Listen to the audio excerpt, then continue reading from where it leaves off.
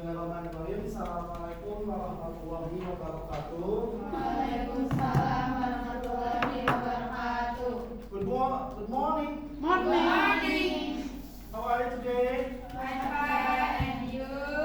I'm fine, thank you too. So back with me again from this class, and after your UTS kemarin, jadi kita mulai lagi pembelajaran. Sebelumnya ada yang sakit? Angel. Angel, Enek? lagi. Yang lainnya PKL ya? Siapa? Oke. So untuk nilai, I can share your score in evening, nanti malam akan di share nilainya. So jadi untuk sekarang kita langsung mulai ke pembelajaran. Di sini adalah modul ajar yang saya buat. Ya, kita sampaikan dulu capaiannya ya. Capaian pembelajaran. Pada fase akhir ya, pada fase E, kalian ini di fase E. Pada fase E ini peserta didik menggunakan bahasa Inggris untuk berkomunikasi dengan guru, teman sebaya, dan orang lain dalam berbagai macam situasi dan tujuan. Mereka menggunakan dan merespon pertanyaan menggunakan strategi. Ini bisa dibaca, nanti juga Bapak akan share modulnya. Lalu di sini profil Pancasilanya.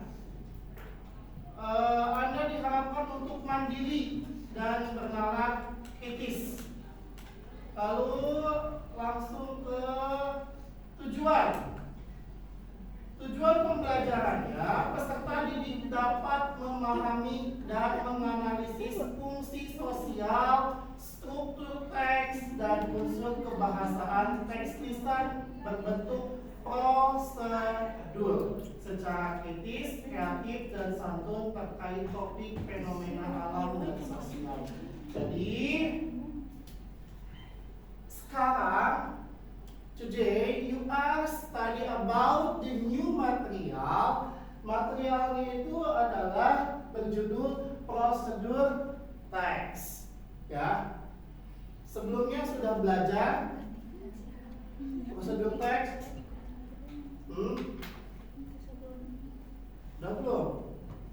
Udah, pasti pokok kan ya. Kita akan belajar tentang prosedur teks. Nah, ini apa? Ini nasi Goreng. Pernah memakan? Nah. Pernah membuat? Nah, membuat nasi goreng. Otomatis kalau membuat nasi goreng itu harus ada yang pertama bahan. Yang kedua ada ketika cara atau step. Nah, sekarang intinya kalian akan belajar sebuah teks yang dimana isinya itu ada bahan-bahan, lalu ada langkah-langkah. Itu kalian akan membuat, akan belajar tentang itu. Lanjut. Di sini ada langsung ke pokok materi.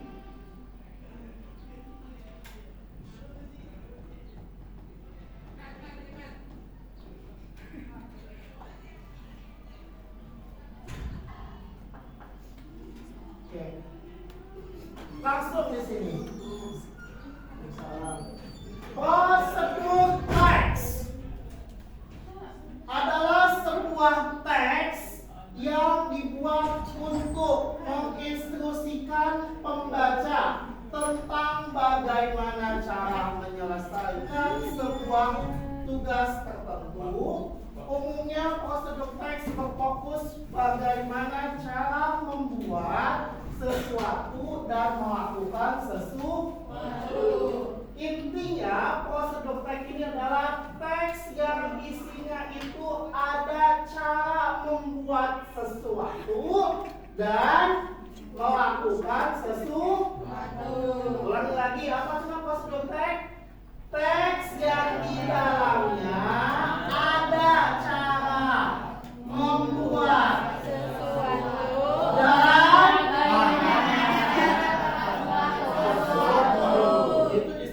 text procedure. Ada hubungannya tidak dengan nasi goreng tadi? Ada.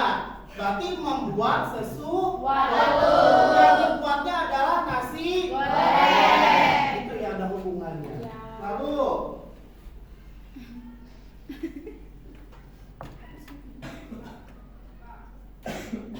ada beberapa jenis text procedure.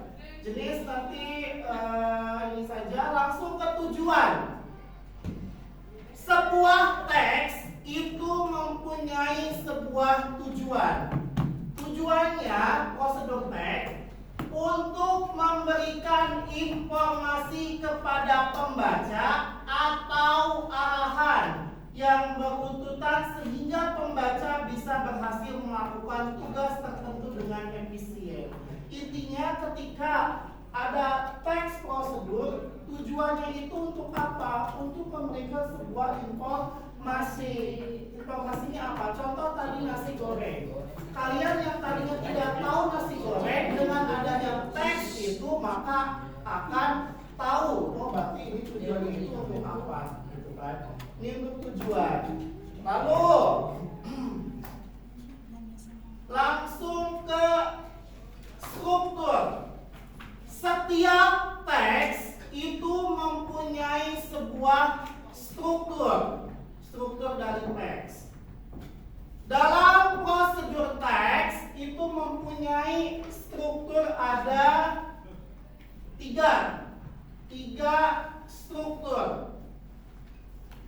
Yang pertama, struktur teksnya itu adalah goal atau tujuan.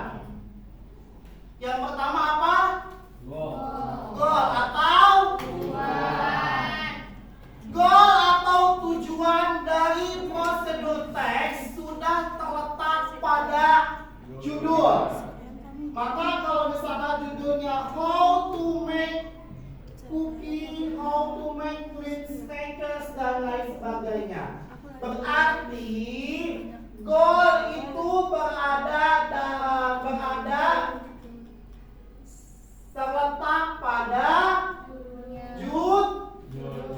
Sekali lagi, goal itu terletak pada judul. Kalau judulnya itu how to make cookie, maka tujuannya adalah how to make cookie, karena goal terletak pada judul. Coba Bapak nanya lagi. Goal itu adanya di mana? Judul. That's good. Kalau misalkan judulnya itu how to make fried rice, berarti judulnya, maka goalnya itu ya ada di judul tersebut. Itu contoh. Ada contoh how to make banana chocolate. Berarti si goalnya itu berada di dalam judul.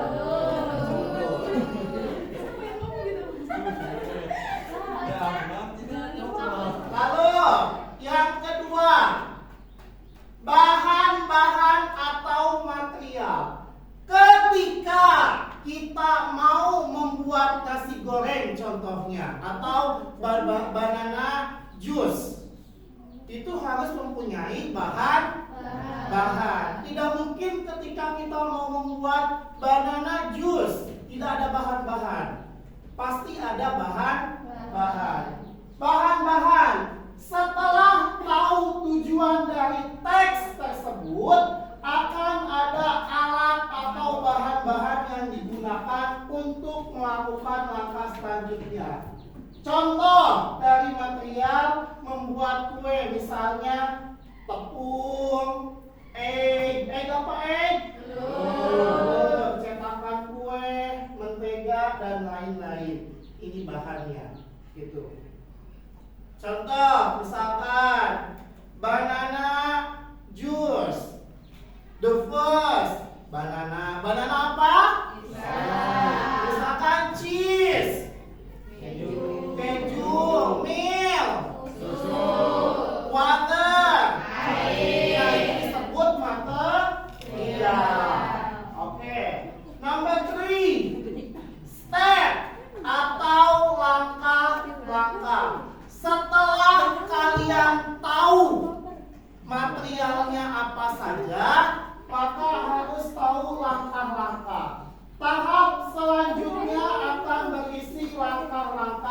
bagaimana cara melakukan sebuah tugas tersebut.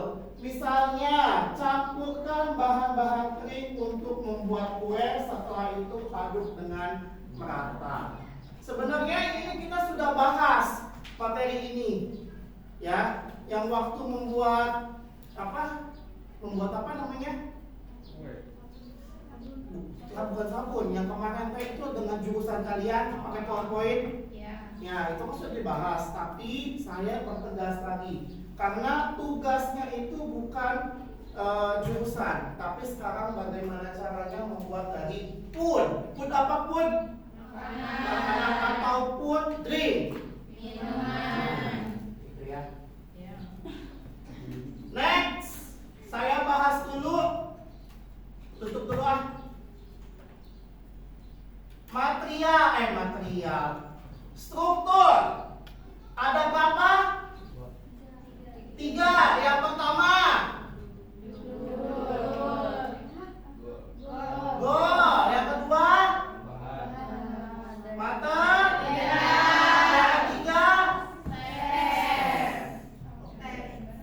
kalau judulnya ada di mana? Oke.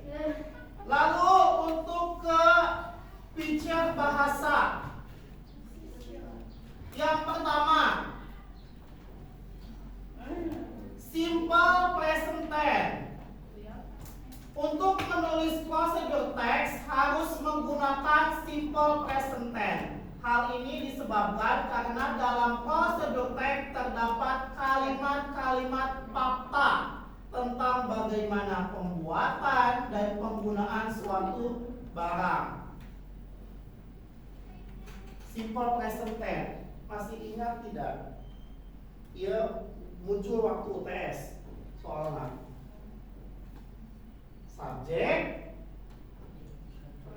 verb 1, lalu objek. Itu adalah simple present tense. Kenapa? Karena kejadian yang sedang berlangsung. Ada tidak muncul di soal? Ada. Oke ya. Lalu yang kedua, menggunakan kata penghubung. Di dalam prosedur teks juga digunakan kata-kata penghubung yang berguna untuk menghubungkan langkah-langkah yang ada di dalamnya. Seperti firstly. Apa firstly? Pertama atau yang paling utama. After that. Setelah itu then kemudian last. Finally. Selesai. Masih banyak lainnya. Ini menggunakan kata penghubung. Lalu yang ketiga, kata keterangan. Kata keterangan atau adverbs digunakan untuk menjelaskan keterangan waktu. Misalnya, wait for one house in 5. Ini berapa ini? 15 berapa? 15. Kata keterangan juga digunakan untuk memberikan keterangan sebuah cara. Misalnya, slowly, well, fast. Yang number 4 itu adalah kalimat perintah. Kalimat perintah digunakan dalam prosedur teks, misalnya add tablespoon, lalu mix, salt, dan lain-lain. Kalimat perintah harus diawali dengan kata kerja atau verb seperti add, add apa? Add aku dong apa? Add bahasa Indonesianya? Add aku dong. Ditang, setir. Nah, bahasa Stir. Stir, mix. Nyanyi. Ya, dulu. Stir. Hah? Stir. Wajib sahabat nyamuknya. Beda itu mah. Nah, langsung ke contoh. Ini. Setelah mengetahui pengertian, tujuan sampai feature bahasa, ada contoh. How to make pancake. Coba baca. Berarti goalsnya ada di mana? Di Jun. Ini how to make pancake. Ingredients. Apa itu ingredients? Bahan. Lalu ada how to make. Berarti ini caranya. Oke, kita baca terlebih dahulu. 1 cup. All purpose. Flour. 2 tablespoon of sugar. 2 teaspoon of baking powder. Nah, lalu ke bawahnya ini adalah ingredient. Kira-kira apa aja sih yang ada di pancake ini? Bahan-bahannya dalam bahasa Indonesia cream milk. Apa cream milk? Susu apa? Ya, cream. 1 egg. Baking powder. Sugar. Nah, ya. Ini adalah ingredient atau bahan. Terus ada toppingnya. Sirup, honey, strawberry, or chocolate syrup. How to make? Caranya cina guys, stepnya. Egg flour, sugar, baking powder, and salt into a small bowl. Whisk them together. After that, pour into a medium bowl. Kita baca dulu. Come on. Egg flour. Sugar. Baking powder. And salt. Into a small bowl. Whisk them together. After that, pour into a medium bowl. Add milk, butter, or oil, and egg. Mix the dry ingredients. Whisk until just moistened. Remember, do not over me. Heat the toast, iron, or non-stick pan. Add oil. You can rub the fan with oil favor towel. Oke ya, ini adalah langkah-langkahnya. Oke, sebelum berpusing-pusing lihat, saya mau Pak Dendi pinjam. Senang ya Pak. Senang dong. Halo.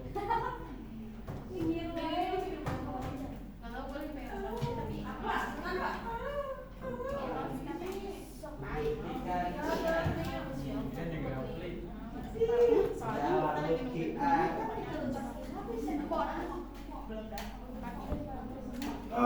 Wah, aduh.